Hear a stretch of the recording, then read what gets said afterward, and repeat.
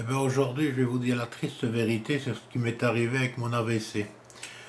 Voilà, je n'ai jamais évidemment dit à personne, mais vous allez voir que d'ici, si vous restez jusqu'au bout pour cette vidéo, vous allez découvrir la triste vérité des enfants et de comment on vous considère.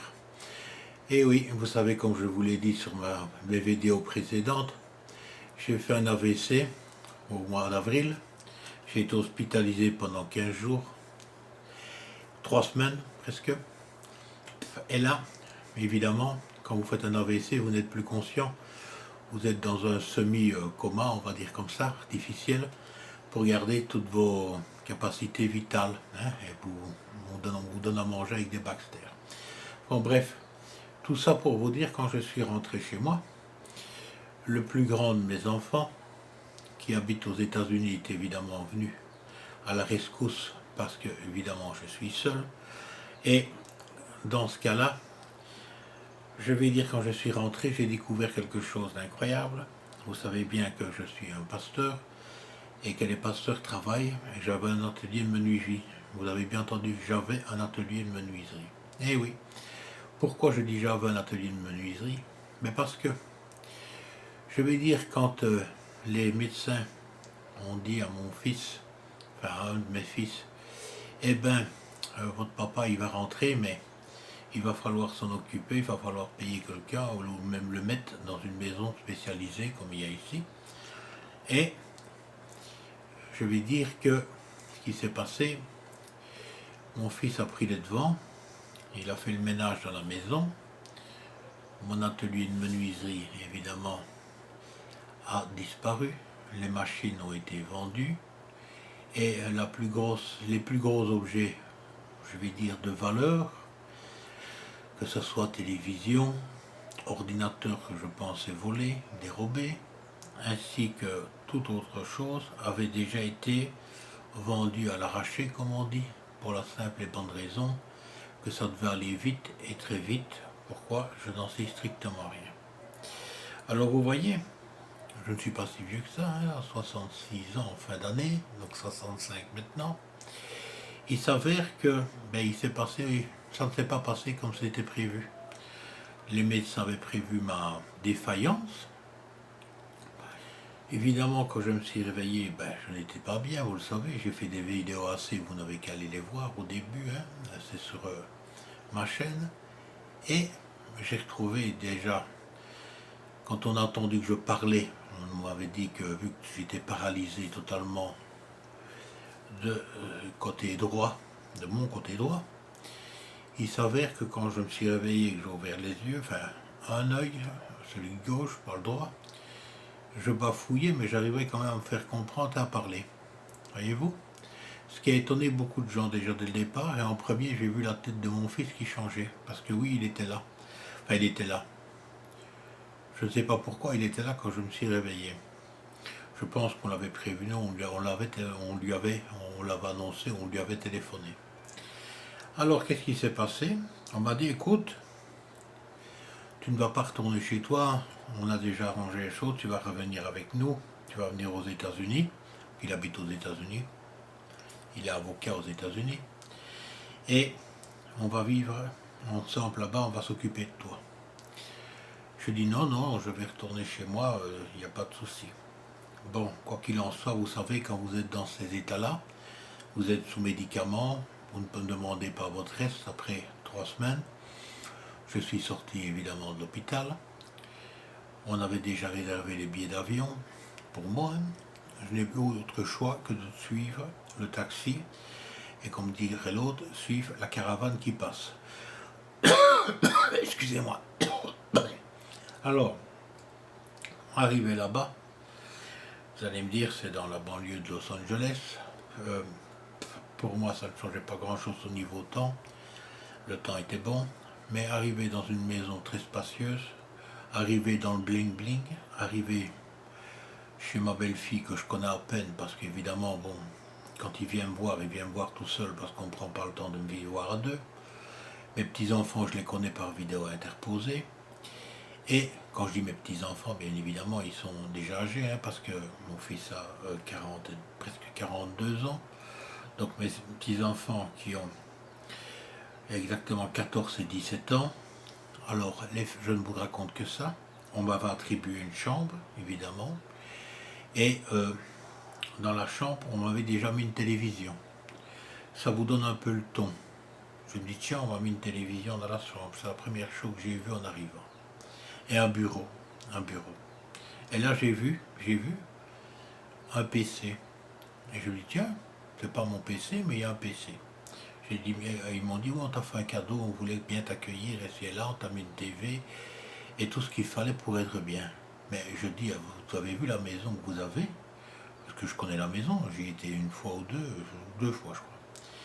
Je dis, je peux vivre dans la maison sans aucun problème, vous avez un énorme jardin, vous avez 3, 4, c'est 6 chambres ou 7 chambres, je ne sais pas.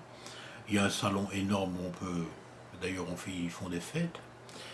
Dans le salon, hein, on peut accueillir 200 personnes dans la maison sans problème. Donc je dis, y a pas besoin, je n'ai pas besoin de tout ça dans ma chambre, j'irai voir la télévision avec vous, il n'y a pas de souci.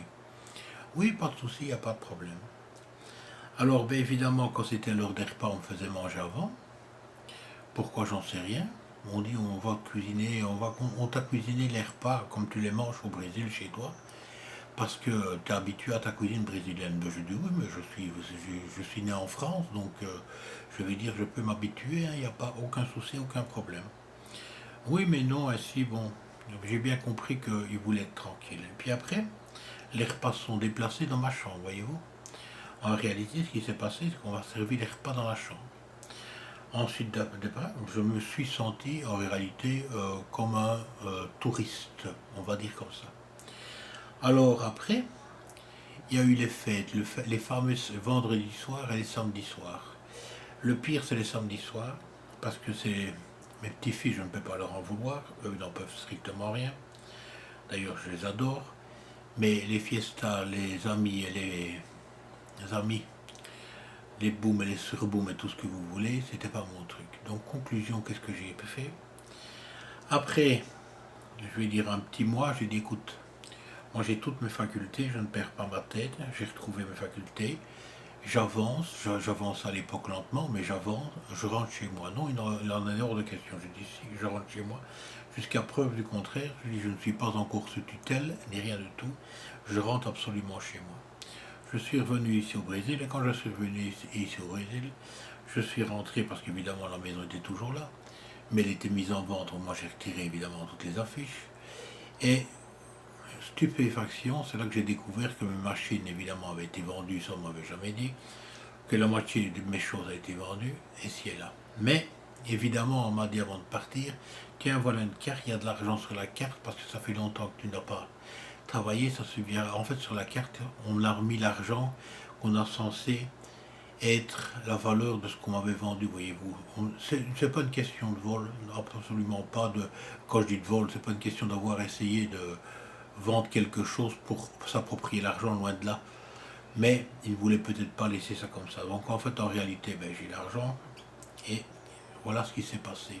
C'est pour vous dire que avant, déjà, avant de sortir de l'hôpital, ils avaient tiré des plans sur la comète et ils avaient déjà décrété que je ne serais plus capable de vivre tout seul. Et pourquoi? Mais je sais pourquoi maintenant, après coup. Parce que si il y avait eu ça, il aurait fallu évidemment payer ce qu'on appelle en France un EHPAD, mais un EHPAD pour personnes à mobilité réduite. Et je ne vous dis pas que ça coûte excessivement cher.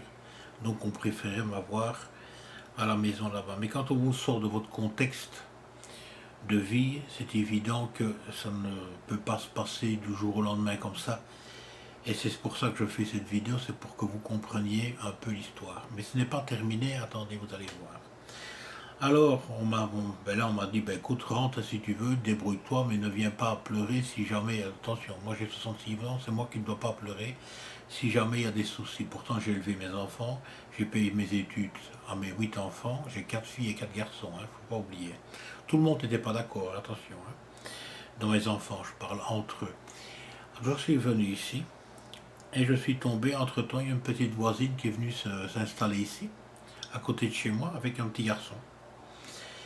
Et cette petite voisine était pratiquement à la pension, elle avait 58 ans, et elle avait encore 2 ans à travailler comme infirmière à l'hôpital. Et elle s'occupait de son petit-fils. Elle n'avait personne pour s'occuper de son petit-fils quand elle devait se rendre à l'hôpital pour faire ses services. Ben, je dis, écoutez, moi je suis là, écoutez, hein, il n'y a pas de souci, vous pouvez me le déposer, vous habitez juste à côté, vous me le déposez, moi, il ne me dérange pas. Avec le peu de machines, il me restait 2, 3 machines, et les quelques morceaux de bois qui restent, on va s'occuper, on va faire des marionnettes, on va faire des petites voitures ici et là. Et voilà ce qui a rendu un sens à ma vie. Et c'est très important, ça a rendu un sens à mon existence, vous voyez. Et c'est ce qui m'a permis aussi, ce gamin, parce que c'est un petit gamin, c'est un petit gamin, il a 9 ans à quelque chose, je lui apprends à faire ses devoirs, je lui apprends l'anglais, je lui apprends à faire, à travailler de ses mains, ce qui est très important, même où on est dans une ère qui est très numérique. Je lui apprends à faire ses devoirs, je l'aide jusqu'à temps que sa grand-mère, parce que c'est sa grand-mère, c'est pas sa maman, il a perdu sa maman, c'est pour ça qu'il est chez sa grand-mère, jusqu'à temps que sa grand-mère revienne.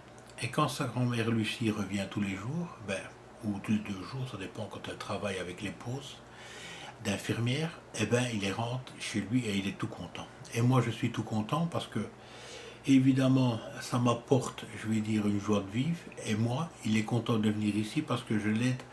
Et il a quelqu'un à se confier. C'est comme si j'étais son grand-père, voyez-vous. J'ai de la reconnaissance. Et maintenant, j'ai un but dans ma vie. Et lui a un but dans la sienne, voyez-vous.